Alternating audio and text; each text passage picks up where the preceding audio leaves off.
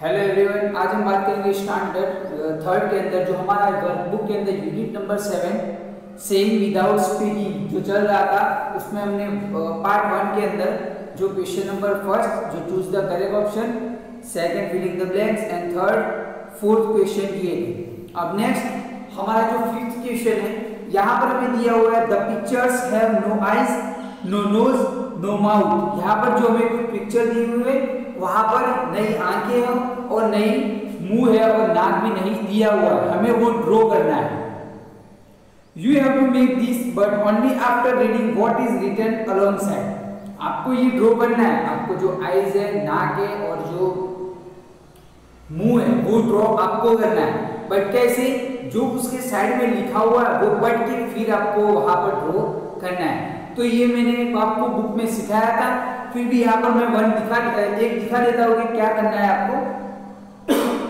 Sorry, यहाँ पर है this is Aftab, his favourite toy has fallen down and broken. ये आफ्ताब है, ये जो लड़का है जो लड़के की है वो आफ्ताब है और उसका जो फेवरेट टॉय है, फेवरेट खिलौना है, सबसे पसंदीदा खिलौना वो टूट के गिर के टूट गया है।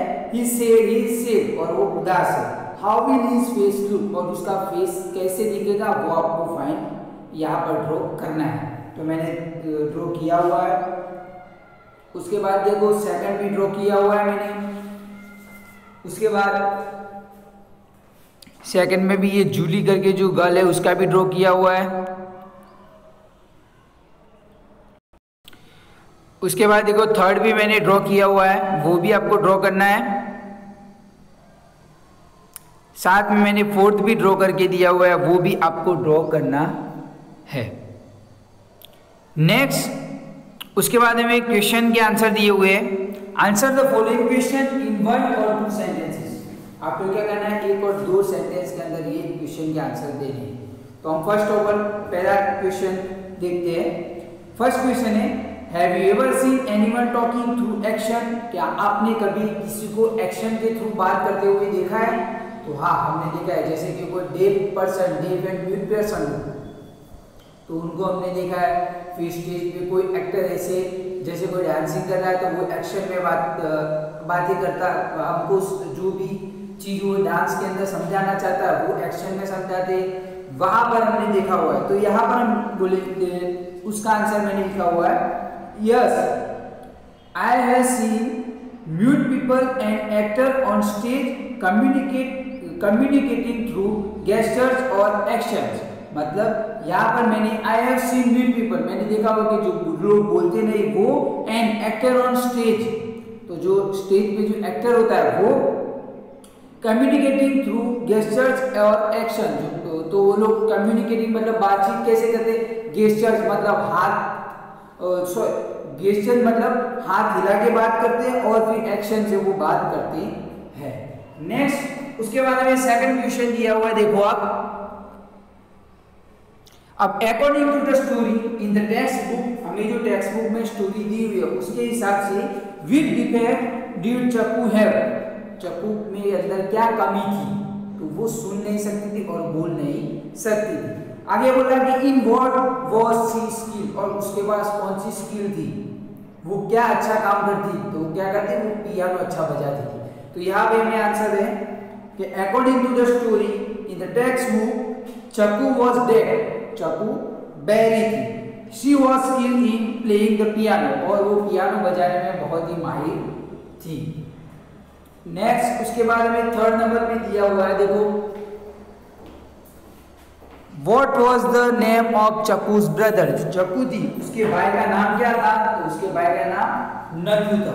तो यहाँ पर है कि चक्कू's brother name was नंदू, चक्कू के भाई का नाम क्या था? नंदू। नेक्स्ट उसके बाद फोर्थ नंबर में भी दिया हुआ है, आप देख सकते हो क्वेश्चन।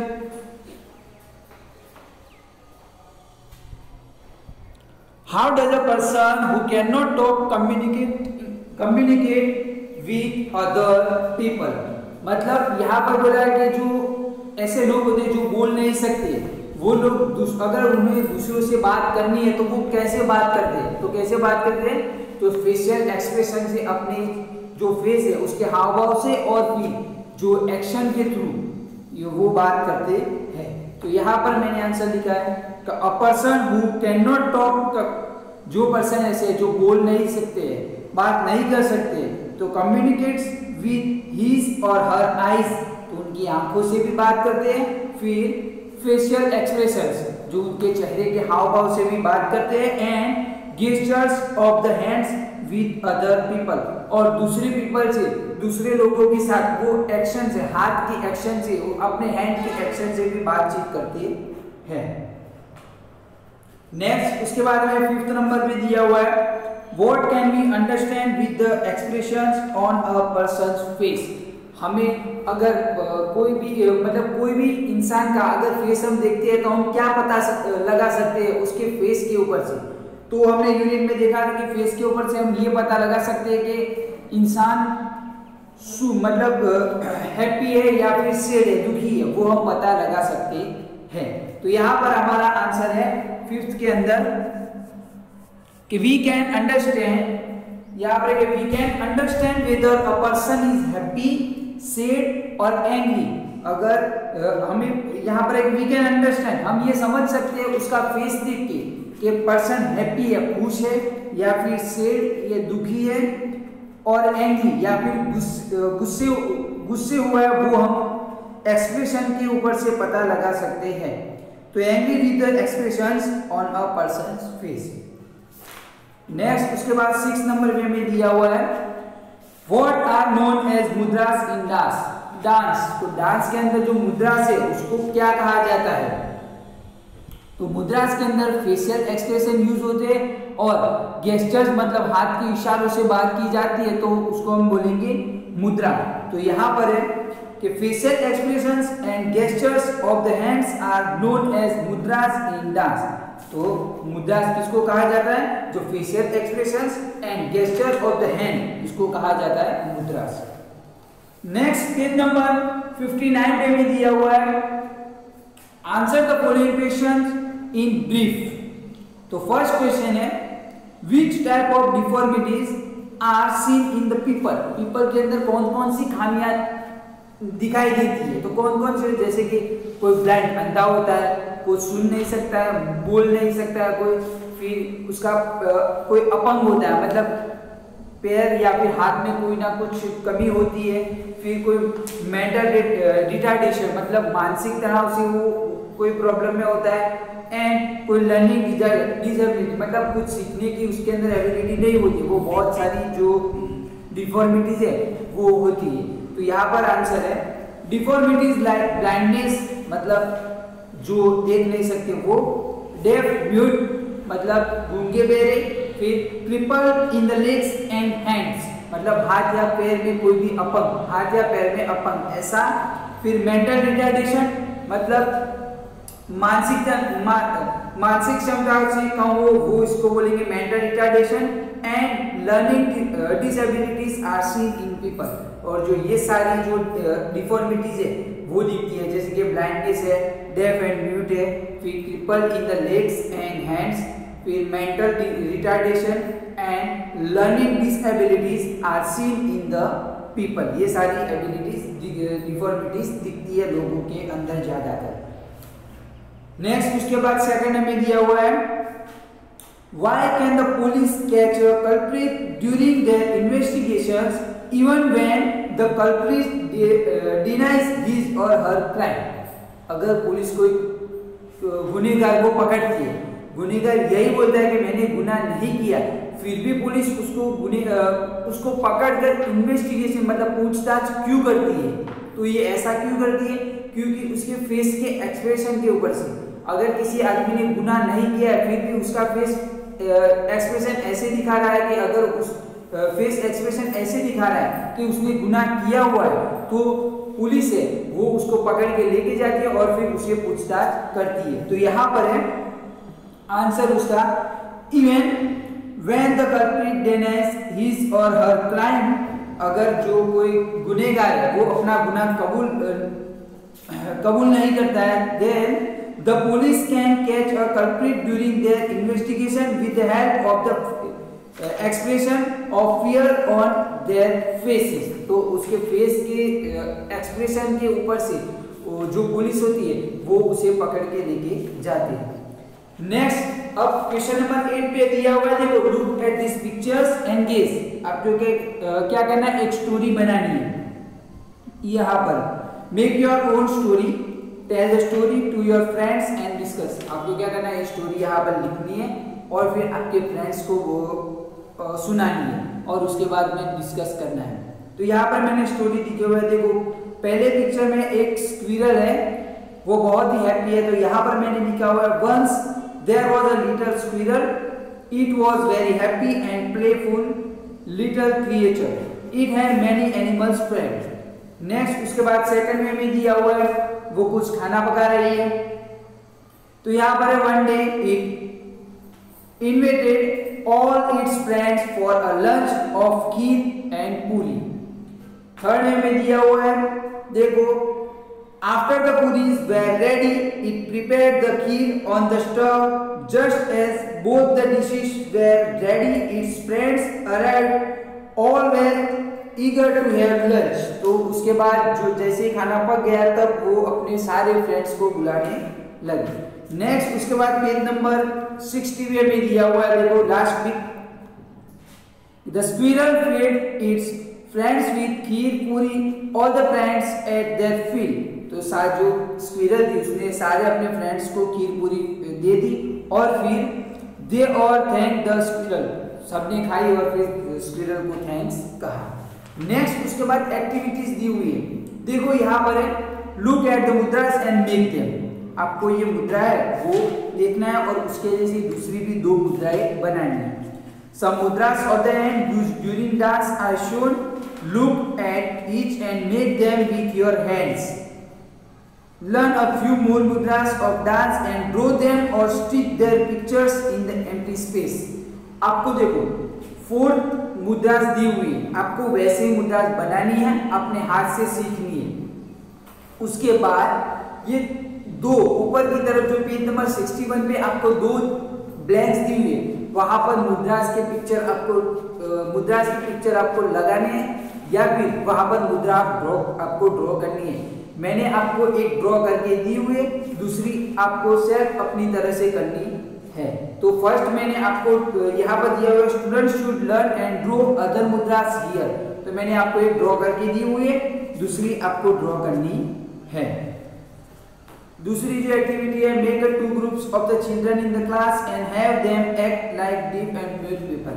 जो लोग जो बहरे गूंगे लोग होते हैं वो इशारों से बात करते हैं, वैसे ही हमें 2 ग्रुप बना के इशारों से बात करनी है। थर्ड नंबर पे भी दिया हुआ है, take the students on a visit to a school for the deaf and mute. बच्चों हमें एक विजिट करनी है, जो डेफ एंड म्यूट पीपल होते हैं, स्टूडेंट्स होते हैं, उनकी स्कूल की विजिट हमें करनी है। Get more information at first hand. आपको क्या करना है, पहले इंफॉर्मेशन कलेक्ट करनी है। तो ये एक्टिविटी आप कर सकते हो। नेक्स्ट, उसके बाद लास्ट में हमें दिया हुआ है व्हाट्स क्वेश्चन, जो चूज द करेक्ट ऑप्शन दिया हुआ है। Answer the following questions by finding the correct answer option from those given below each question and writing its corresponding letter in the box given in front of each question. हर एक question के आगे जो box दिया हुआ है और question के नीचे जो 4 ऑप्शन दिए हुए हैं, ऑप्शन में से कोई भी आंसर है तो उसके आगे जो अल्फाबेट है वो आपको बॉक्स में लिखना है। तो फर्स्ट है, in which category of deformity is a child who can not hear or speak from birth included. अगर कोई बच्चा ऐसा है जो जन्म से ही बोलता और सुनता नहीं है, तो उसको कौन से टाइप की डिफॉर्मिटीज के अंदर हम डालेंगे? तो जैसे कि किसी को दिखाई नहीं देता है तो हम बोलेंगे वो ब्लाइंड है। तो यहाँ पर है फ्रैक्चर, तो फ्रैक्चर मतलब टूट जाना। तो हम जो गूंगे बहरे होते हैं उनको ऐसे ये वाली जो डिफॉर्मिटी है उसमें नहीं डाल सकते। ब्लाइंड, तो ब्लाइंड में भी नहीं डाल सकते। डेफ एंड म्यूट, तो डेफ एंड म्यूट का मतलब होता है गूंगा और बहरा, तो हम उसमें डाल सकते हैं। और डी में मेंटल रिटार्डेशन, तो मेंटल रिटार्डेशन नहीं होता। तो हमारा आंसर आएगा सी, डेफ एंड म्यूट। उसके बाद सेकंड में भी दिया हुआ है, in what are gestures of the hand and facial expressions important. अब जो हाथ के इशारे और फेशियल के एक्सप्रेशन है, फेशियल एक्सप्रेशन मतलब हमारे चेहरे के हाव भाव कौन सी चीज में ज्यादा इंपॉर्टेंट है, तो कौन सी चीज में इंपॉर्टेंट है, तो मुद्रास करके जो डांस है उसमें इंपॉर्टेंट है।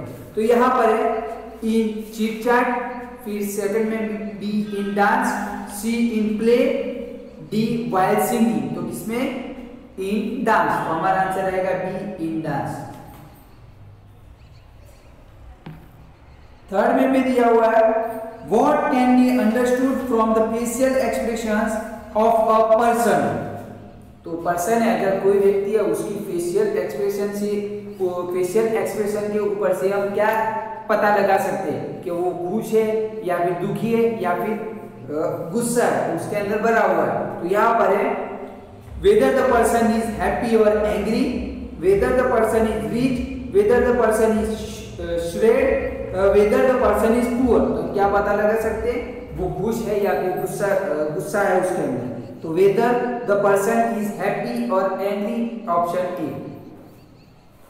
नेक्स्ट फोर्थ नंबर में भी दिया हुआ है which sense is seen as more prominent in deformed children than in normal children। तो जो डिफॉर्मेड पीपल होते हैं और जो नॉर्मल चिल्ड्रन होते हैं, तो उनमें से कौन सी खासियत सबसे ज्यादा डिफॉर्मेड पीपल के अंदर दिखने को मिलती है। तो यहाँ पर ऑब्जर्वेशन, कंसंट्रेशन, लिसनिंग या स्पीकिंग। तो कंसंट्रेशन, जो नॉर्मल लोग होते हैं उसके हिसाब, नॉर्मल बच्चे होते हैं उसके हिसाब से जो डिफॉर्मिटीज बच्चे होते हैं उनके अंदर कंसंट्रेशन की नीड सबसे ज्यादा होती है।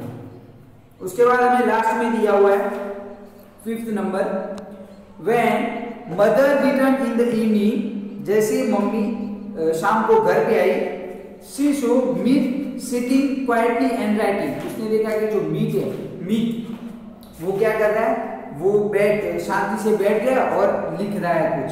But at the same time he was looking at his mother with quick side glances. और क्या कर रहा था, वो बैठा तो था बट उसकी मॉम जैसे ही घर पे आई तब वो अपना मुंह ऐसे थोड़ा घुमा के वो मॉम को देख रहा था। तब क्या हुआ, so mother look at Meet face and gaze that. तो फिर मदर ने, जो मीत की मम्मी थी, उन्होंने मीत का फेस देखा और भी सोचा, पता लगा लिया कि क्या हुआ होगा। तो क्या हुआ होगा, जैसे मीत ने कोई गलती की है और वो मदर की, जो उसकी मम्मी है उनकी तरफ ऐसे देख रहा है, तब मम्मी को पता चल गया कि मीत ने कुछ ना कुछ गलती की हुई है, नुकसान किया हुआ है। तो यहाँ पर है Meet's teacher must have given him a lot of homework. B. Meet is studying because his exams are near. Meet has done some mischief after coming home. Meet has become a very clever man. तो क्या क्या होगा, तो C number पे Meet has done some mischief after coming home, मतलब घर पे आके उसने कुछ ना कुछ नुकसान किया हुआ, इसलिए उसकी मम्मी ने उसके फेस के एक्सप्रेशन से पता लगा दिया कि उसने कुछ ना कुछ नुकसान किया हुआ है। अब बच्चों हमने यहाँ पर हमारी जो वर्कबुक है वो फिनिश की। नेक्स्ट अगले वीडियो में जो हमारा यूनिट नंबर 8 है हम उसकी बात करेंगे। Thank you students.